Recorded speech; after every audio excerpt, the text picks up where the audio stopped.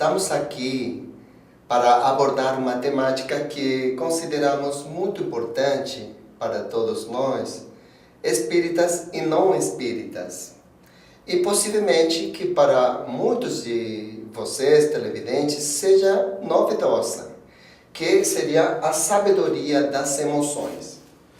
A tese fundamental que nós estaríamos trazendo com esta temática é que as emoções que fazem parte da vida de toda a gente têm uma sabedoria que temos que aprender a decifrar, a traduzir, a interpretar para conseguir colocar essa emoção ao serviço do nosso processo evolutivo. Para entrar nessa temática, eu gostaria primeiramente de clarificar algumas coisas para organizar a temática.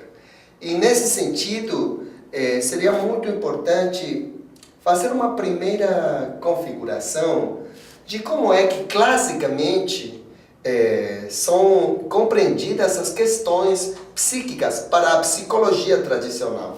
E desde o ponto de vista da psicologia tradicional, na constituição do funcionamento da personalidade, do psiquismo, temos diferenciadas três áreas muito importantes e significativas, que vamos representar cada uma com um círculo. E assim temos, por exemplo, a área que vamos chamar a área intelectual, uma segunda área que vamos chamar a área afetiva, e uma terceira área que vamos chamar a área volitiva, a área da vontade. Se não escreve bem, para fazer assim também.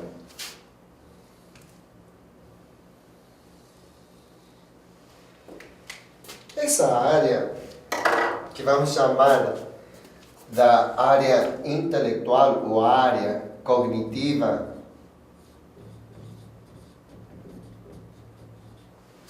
é habitualmente a área que popularmente representa-se com a cabeça. Vamos ter também uma área afetiva,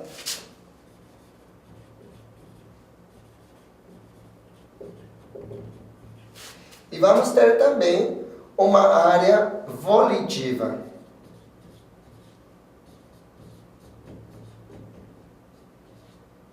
que é referida à vontade. Na área cognitiva, habitualmente nós representamos popularmente com a cabeça, a área afetiva com o coração e a área volitiva com as mãos, não é verdade? Como forma de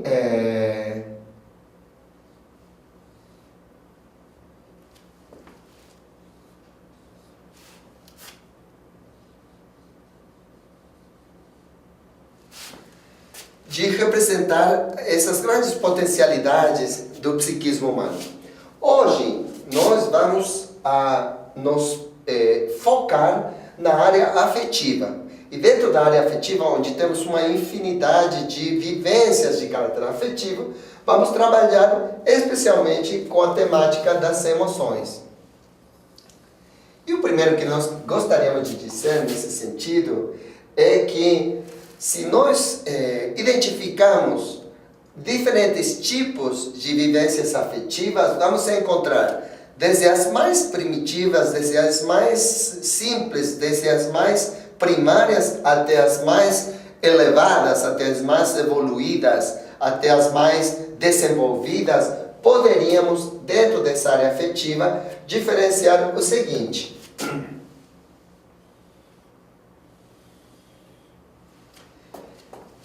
os instintos, as pulsões, as paixões, as emoções, os afetos, os sentimentos, e para frente até atingir a cúpula da área afetiva, no sentido de maior desenvolvimento, maior evolução, que seria, sem dúvida, o amor.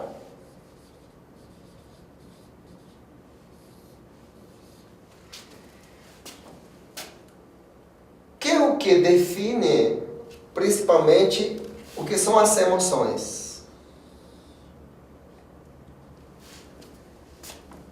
Por quê? Porque o valor de abordar a questão da área afetiva e, em particular, a questão das emoções. Seguramente vocês já ouviram, leram, escutaram, inclusive na mídia, que de há um tempo a esta parte, especialmente desde o ano de 1990, onde pesquisadores da faculdade da Universidade de Harvard e de New Hampshire, muito especialmente John Mayer e Peter Salovey, fazendo pesquisa sobre avaliação de desenvolvimento das pessoas, encontraram que, longe de acontecer aquilo que todo mundo acreditava, que era que as pessoas com QI, quer dizer, com coeficiente intelectual maior, seriam as mais destacadas, as que tinham maior sucesso, as mais saudáveis, os líderes das suas comunidades. O valor que apareceu como mais importante para definir o destaque de uma pessoa não era a inteligência tradicional, aquela que mide o QI, mas era a inteligência que agora foi definida como inteligência emocional. Porque essas pesquisas mostraram que muitas pessoas que tinham um QI, vamos dizer, de 110, quer dizer, superdotadas, porque a média do QI normalmente é de 100, trabalhavam, por exemplo, para pessoas com QI de 90. Quer dizer, superdotados trabalhando para infradotados. Então, aquela ideia que todo mundo tinha e que teve culturalmente por vários séculos, de que o mais importante era o desenvolvimento da área cognitiva, quer dizer, o desenvolvimento das habilidades para trabalhar com os números e com a linguagem. Por isso é que nós, desde muito pequenos, somos enviados obrigatoriamente nas nossas culturas para saber aprender os números, somar, restar, multiplicar, dividir, ler e escrever. Acreditando que isso era fundamental para que a pessoa tivesse sucesso e fosse destacada, e fosse autorrealizada e fosse feliz. Mas essas pesquisas mostram que não é verdade isso. Que é muito mais importante para definir o desenvolvimento, a qualidade de vida e a saúde mesmo da enfermidade, depende fundamentalmente da área afetiva. E, habitualmente, e muito menos de maneira sistemática, metódica, nós, na nossa cultura, não recebemos educação metódica e sistemática da área afetiva. Então, a grande revolução atual da chamada inteligência emocional está vinculada a focar na área afetiva e a estudar como as pessoas podemos aprender a administrar de um jeito muito mais efetivo tudo que tem a ver com aquilo que sentimos. Não com aquilo que pensamos. Com aquilo que pensamos já está tudo bastante avançado. Sabemos o que fazer com o que pensamos. Mas temos muitas dificuldades para ver o que fazer com aquilo que sentimos. E aqui, então, poderíamos dizer, desde um ponto de vista do desenvolvimento inicial da inteligência emocional, que, se vamos ser sinceros, nas nossas culturas, somos verdadeiros analfabetos emocionais. Quer dizer, nem sabemos quase nada a respeito de como lidar, como agir, como interagir com os nossos campos da área afetiva. Dentro da área afetiva, como eu já disse, podemos diferenciar diferentes tipos de vivências afetivas. O que hoje nós queremos apresentar, aunque seja de um jeito introdutório, é que toda emoção, qualquer seja o tipo de emoção, ela traz uma mensagem para o homem que se o homem sabe interpretar, sabe utilizar, sabe administrar, aprende a canalizar adequadamente, vai contribuir de um jeito muito especial no seu processo evolutivo. Dentro da literatura espírita, principalmente nós sugerimos para, vamos dizer assim, acompanhar e facilitar e favorecer o desenvolvimento da inteligência emocional, muito especialmente nós recomendamos toda a obra da série psicológica de Joana de Ângeles, porque aí Joana de Ângeles trabalha desde uma perspectiva maravilhosa que eu poderia chamar até da perspectiva da psicologia espírita. Psicologia espírita, que seria uma magnífica síntese entre a psicologia transpessoal, um movimento acadêmico fundado no ano de 1969, que aceita a realidade espiritual do homem e inclui dentro das suas propostas. E o Espiritismo, que vocês já sabem, ao nosso critério, Kardec foi o primeiro verdadeiro fundador da psicologia como ciência. Só que ele não foi conhecido nesse campo, mas ele, o 1º de janeiro do ano 1858, quando ele publica o primeiro número da Revista Spirit, ele chama de Jornal ou Diário de Estudos Psicológicos, porque ele já tinha plena consciência da importância do desenvolvimento da psicologia, porque muitas pessoas ainda não sabem e vamos aproveitar a possibilidade que dá a Câmara para comunicar isso. Psicologia é uma palavra que tem duas raízes fundamentais. Logia provém do grego logos, todo mundo já sabe que quer dizer tratado, doutrina ou estudo de. Mas psico, muitas pessoas não sabem que provém do latim psique, que a sua vez provém do grego psique e que quer dizer alma. Então, etimologicamente falando, psicologia é o tratado, doutrina, o estudo da alma. Então, o Espiritismo é verdadeiramente isso. É um tratado, doutrina, o estudo da alma. Não esqueçamos que Allan Kardec, à hora de definir o Espiritismo, ele disse que é a ciência que estuda aos espíritos. Espíritos é sinônimo de alma. É a ciência que estuda aos espíritos, a sua natureza, a sua origem, o seu destino e suas vinculações com o mundo corporal. Então, agora que hemos definido a área que vamos focar, vamos dizer que é o específico da emoção. Por que uma vivência afetiva é emoção? E que é aquilo que diferencia a emoção da paixão, da pulsão, do instinto, do afeto, do sentimento, do amor.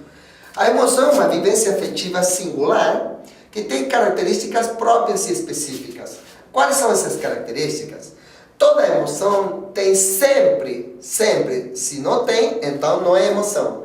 Tem componentes físicos, fisiológicos e afetivos. Quer dizer, se não tem esses componentes, então não é emoção. Será outro tipo de vivência. Toda emoção tem uma aparição rápida e uma duração curta. E sempre tem um componente de certa intensidade.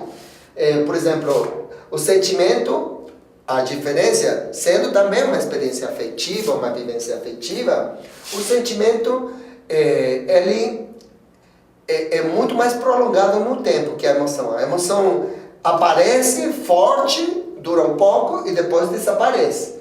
E sempre tem, como eu já disse, componentes físicos, somáticos que podem ser percebidos para quem tem certo treinamento na observação da pessoa que sofre a emoção, mesmo que a pessoa queira, tenha desejo de ocultar a emoção. A emoção vai sair de qualquer jeito, vai aparecer, principalmente no seu rosto, na sua expressão e também na sua fisiologia. Quer dizer, as emoções mexem com o nosso organismo no sentido fisiológico profundo e também no sentido metabólico. Então, essa é a característica da emoção. E dentro das emoções, nós poderíamos identificar um monte de quantidades ou de qualidades diferentes de emoções. Por exemplo, nos estudos que se fizeram no campo das emoções, as mais importantes que foram definidas como emoções primárias, emoções básicas, utilizando aquela analogia com a temática das cores, onde as cores primárias, em suas combinações diferentes, permitem a obtenção de todas as cores capazes de ser olhadas pelo olho humano. Então, as emoções primárias ou emoções básicas são 4. A emoção da alegria, a emoção da tristeza, a emoção do medo e a emoção da raiva. Essas são as chamadas emoções primárias. Temos muitas outras mais, como por exemplo, as emoções dos ciúmes, a emoção da inveja, a emoção da vergonha, a emoção da timidez.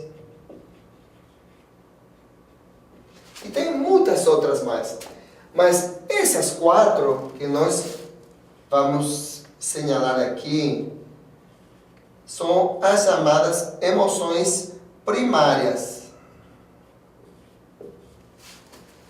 Interessante que das 4 emoções primárias, a única emoção que ela é, vamos dizer assim, considerada boa, a tese que estamos afirmando é que todas são boas.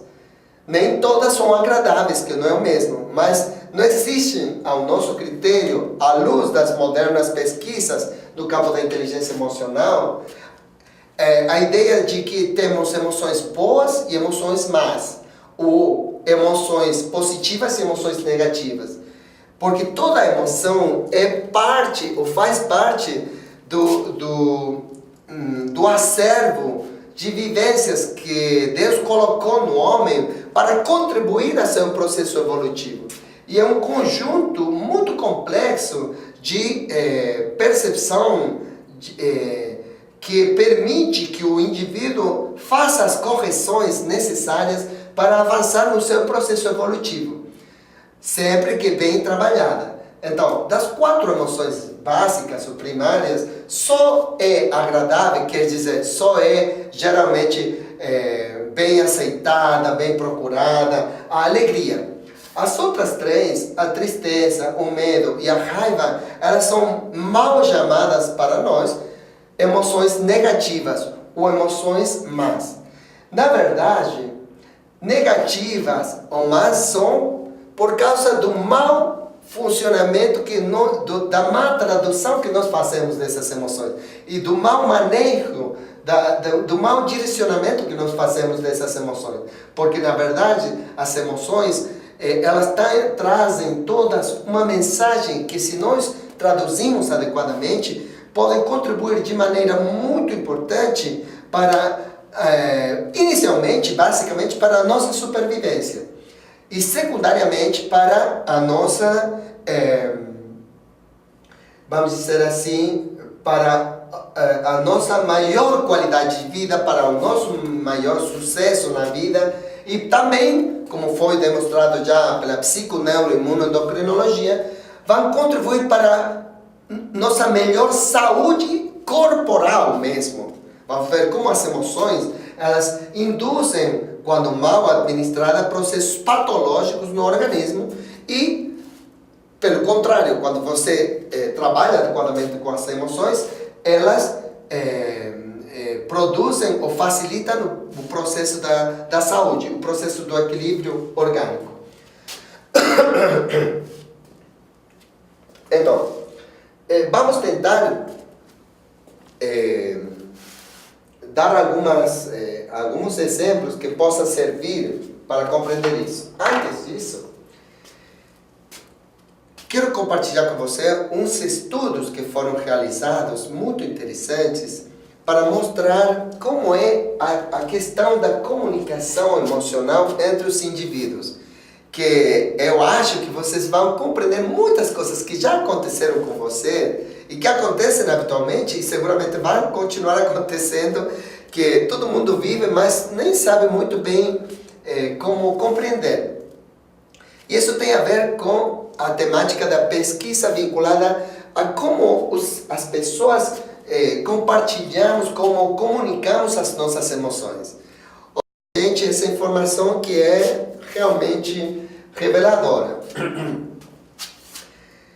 Nós damos habitualmente muita importância àquilo que falamos, às palavras, aos conteúdos das palavras, ao sentido semântico, quer dizer, ao significado das palavras que utilizamos na nossa linguagem. Mas as pesquisas no campo da comunicação emocional demonstraram que só os 7% da comunicação emocional entre as pessoas depende do sentido semântico, quer dizer, do significado das palavras utilizadas. Só 7%.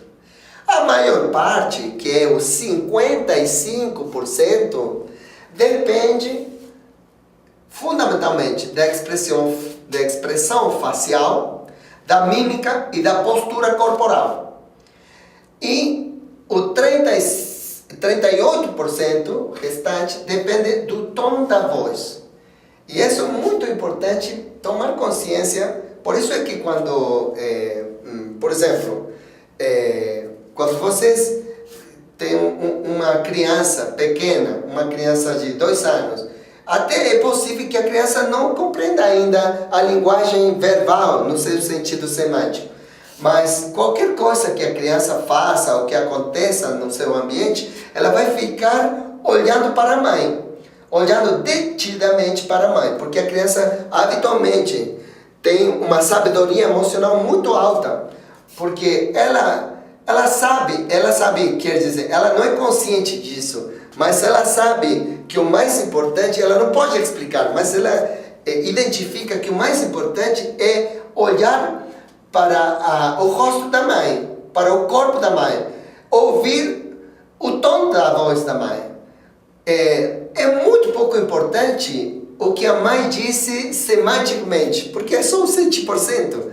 Mas se a mãe coloca o rosto duro, a postura dura, o tom da voz é forte, ele sabe que alguma coisa errada está acontecendo. E se a mãe, mesmo que fale uma coisa, vamos dizer assim, ruim, se ela está sorrindo e se ela está relaxada e o tom é doce e é suave, é macio, a criança sabe que está tudo bem com a mãe. Isso, inclusive, não só com as crianças, isso acontece também com o cachorro. Faça a prova com a mascota que você tem e você diga coisas lindas num tono forte, numa postura rígida, e o cachorro vai com a cauda entre as patas para baixo da mesa. E se você fala coisas ruins, mas com um tono de voz e uma postura corporal relaxada, ele vai mover a cauda, porque ele entende que isso quer dizer, o 93% da mensagem é uma mensagem amistosa. Só o 7% será uma mensagem, vamos dizer assim, de rejeição. Então, isso é muito importante que nós tenhamos em conta, porque muitas vezes vivemos coisas que quando queremos interpretar por meio da palavra, não entendemos o que aconteceu, no sentido de atração ou no sentido de repulsão. Mas se sabemos essas pesquisas que mostram que, na verdade, muito além do que disse a boca, é importante o que disse o corpo, é o tom da voz, o que disse o rosto, o que disse a mímica da pessoa, vamos compreender uma infinidade de coisas que são muito importantes para modificar aquilo que passa habitualmente em muitas pessoas em relação a uma interpretação inadequada das diferentes tipos de emoções. Então, por que nós dissemos que a tristeza, o medo e a raiva que habitualmente chama-se de emoções negativas, não são negativas. São emoções que contribuem ao processo de desenvolvimento da pessoa. Vamos tomar como exemplo só uma delas. Vamos tomar a raiva. Quase todo mundo, por falta de educação emocional, acredita, inclusive pode ser que esteja convencido de que a raiva é uma emoção má, porque assim foi educado, porque assim foi, assim foi como ele bebeu o desconhecimento nesse analfabetismo cultural a nível emocional. Todo mundo, ou quase todo mundo, associa a raiva, por exemplo, com a violência. A raiva e a violência com a agressão com o dano com a culpa e a culpa com o castigo. E, lamentavelmente, muitas pessoas ficam, assim, vamos dizer, atrapalhadas nessa espécie de círculo vicioso que começa com a raiva, que é uma emoção, e como tal, todo indivíduo tem todo tipo de emoção, mas por causa do analfabetismo emocional, a maioria das pessoas interpretam que se a raiva é má, porque está necessariamente vinculada com a violência, com a agressão, com o dano, com a culpa e com o castigo, então quem sente raiva, se eu sinto raiva, eu sou má. E eu não quero ser má. Então, eu vou combater a raiva e muitas vezes vou gerar uma ativação desse círculo vicioso. Porque sinto a raiva porque sou um ser humano. Mas como eu acho que isso é mal, porque está indissociavelmente ligado na minha ideia com a violência, com a agressão, com o dano, com a culpa e com o castigo, depois de tudo isso, continua a ter mais raiva ainda e o processo piora. Qual é uma das primeiras providências que temos que ter em conta para desenvolver a nossa inteligência emocional e compreender que a raiva não é uma emoção contrária ao nosso processo evolutivo? Primeiro, sabendo que não é uma emoção má, é uma emoção. É desagradável, mas não é o mesmo que seja desagradável a que seja má. E o primeiro que temos que fazer é quebrar essa associação que hacemos com toda essa vinculação. E poderíamos então tomar consciência que o sentimento da raiva é verdade que a maioria das vezes está vinculado à necessidade de uma expressão intensa, diríamos, de caráter físico. Mas não é verdade que essa expressão intensa de caráter físico necessariamente tem que ser uma violência que provoque dano. Por exemplo, se uma pessoa, se uma mulher ou um homem tem muita raiva, seja pela razão que seja, não importa por agora, vamos ver como podemos fazer para mudar essa habitualidade com que nós inadequadamente tramitamos, interpretamos e administramos a raiva. Se a pessoa tem raiva, o primeiro que tem que saber é que a raiva não é má. E que seguramente vai precisar, pelo menos inicialmente, fazer o que chama-se de catarse, quer dizer, jogar fora essa raiva fisicamente, mas não é verdade que a única forma de fazer isso é danhando violentamente alguém ou alguma coisa. Você pode jogar fora essa energia de um jeito que seja não só não destrutivo, mas também que pode ser construtivo. Por exemplo, uma mulher que tem muita raiva, muita mesmo, já aconteceu com muitas pessoas, e muitas pessoas possivelmente se identifiquem. No momento de ter muita raiva, pode limpar, ou pode fazer uma tarefa que seja muito exigente para ela.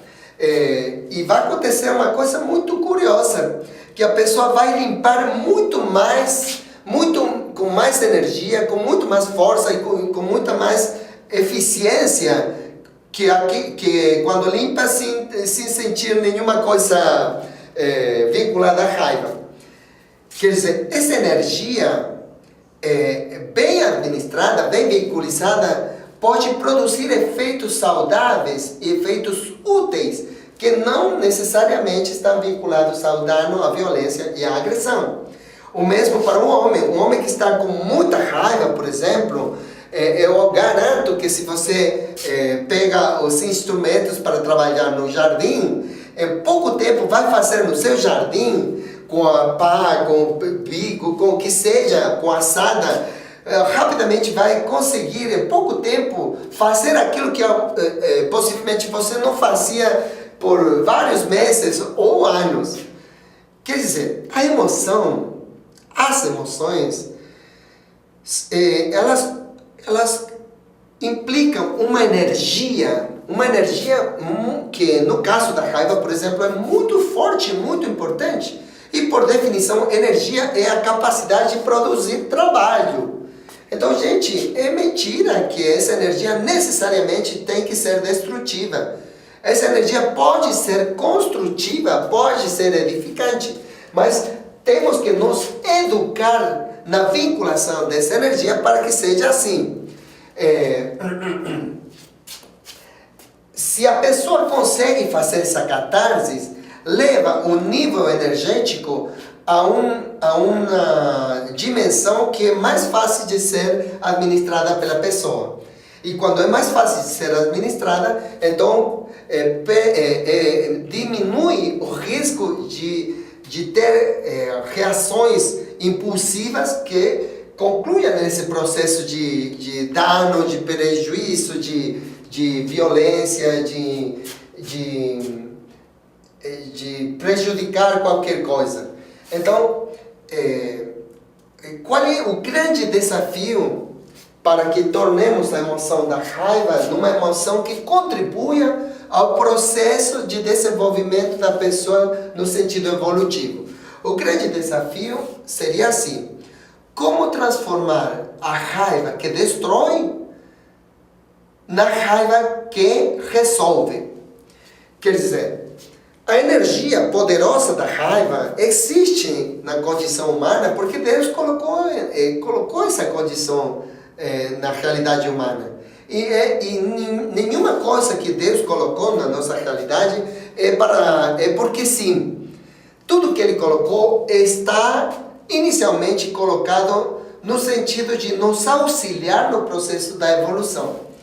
Então a raiva não é uma exceção, é uma emoção que pode contribuir poderosamente ao nosso processo evolutivo, sempre quando nós interpretemos adequadamente, administremos adequadamente e levemos adequadamente essa energia para, vamos dizer assim, para pular o obstáculo que se apresenta no nosso processo evolutivo. Eu não sei se consigo transmitir, gostaria muito de conseguir transmitir isso, porque muitas pessoas ficam até nos consultórios psiquiátricos e psicológicos consultando com quadros de depressão que muitas vezes foram consequência de ter sentido muitas vivências, muitas emoções do tipo da raiva, e como a pessoa ela não quer ser má, e acredita que sentir raiva é ser má, a pessoa nega esses sentimentos, e a raiva que não pode sair para fora, muitas vezes vai para dentro. E é verdade, não dana ninguém, não dana as coisas, mas vai danhando a própria pessoa na sua interioridade. Porque eu diria assim, uma regra geral para compreender a dinâmica, a fisiologia das emoções seria essa: as emoções são como a água. Elas, igual que a água, vamos dizer assim, se a água precisa fluir. Se a água flui, então você vai ter água limpa, cristalina, vai ter água de bom cheiro, de bom sabor e vai ter um elemento que é fonte de saúde e de vida. Pelo contrário, se por alguma razão, seja qual for, essa água deixa de correr, deixa de fluir, o que vai acontecer? Pouco tempo depois, ela vai começar a ficar túrbia, vai perder essa transparência, vai começar a ficar com um mau cheiro, com um mau sabor. E se avançasse a situação de estancamento da água, muito possivelmente comece a ser fonte de pestilência, de infecções, de doenças, e até pode ser fonte de morte, porque a doença é o início de um processo que pode avançar contra a saúde e contra a vida. Com as emoções acontece uma coisa semelhante.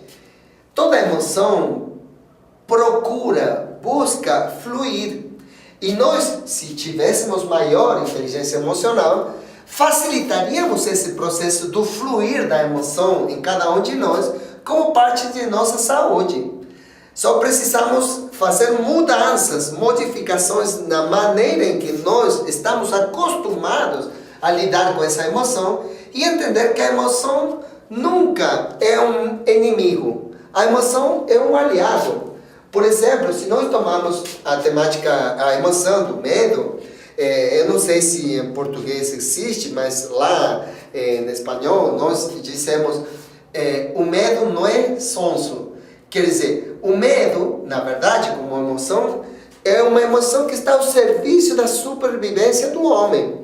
Se as pessoas não tivéssemos medo, por exemplo, poderíamos atravessar uma rodovia perigosa com carros indo e vindo, caminhões a grande velocidade e muito possivelmente poderíamos perder a nossa vida ou ser acidentados ou se perder uma parte do nosso corpo. Se a gente não tivesse medo, por exemplo, poderia estar atravessando um rio perigoso ou uma montanha com um precipício e teria muita maior facilidade de cair. Porque o medo é uma emoção que ajuda a que a pessoa tenha cuidado para conservar a sua saúde e a sua vida.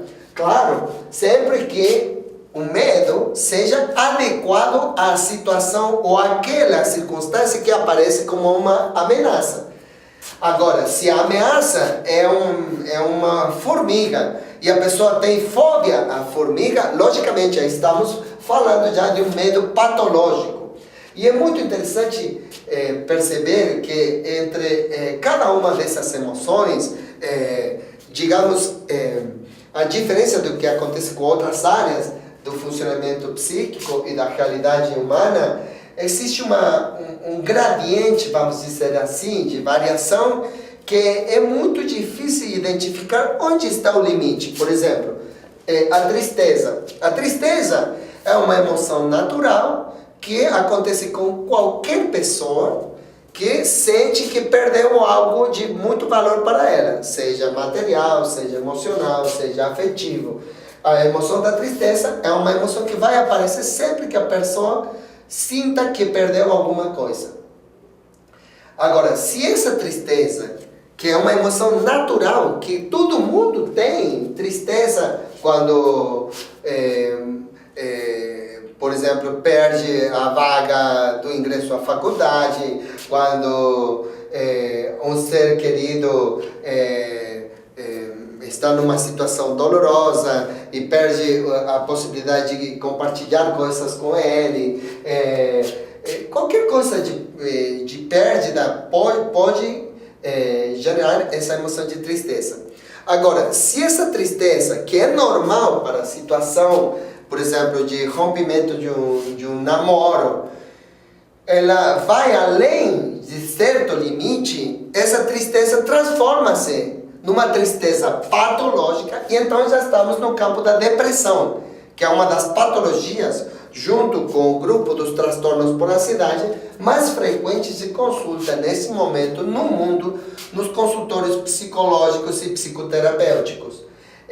Então, é importante que nós saibamos que temos que aprender a lidar com as emoções, sabendo que elas não são nossas inimigas, são as nossas aliadas.